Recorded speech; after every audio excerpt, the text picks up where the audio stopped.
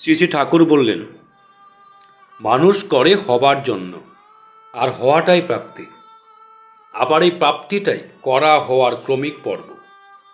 আর এই পর্বের এই ধাপে ধাপে মানুষ আরোর পথে চলতে থাকে, করো হও চলো। আর এই চলা সার্থকতা তা অসীম। ঈশ্বরকে তোমার যা কিছু যতখানি যেমন করে দেবে, তুমিও তাতে ততখানি তেমন করেই হবে। আরে হওয়াটাই তোমার প্রাপ্তি।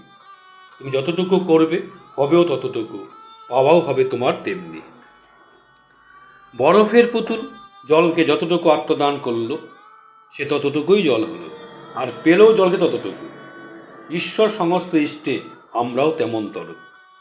আমরা আমাদের আকাঙ্ক্ষা পরিপোষণী আত্মম্ভরী বুদ্ধিতে যেমন করেই হোক তার কাছ থেকে যত নেই দেই না, তা কিন্তু আমরাই হয়ে যায়। তাতে আমাদের হওয়াও হয় না, পাওয়াও হয় না।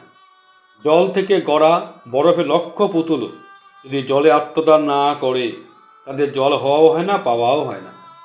উপভোগ তো দূরের কথা, মুশিকের মুশুকত্বই বৃদ্ধি পেতে থাকে।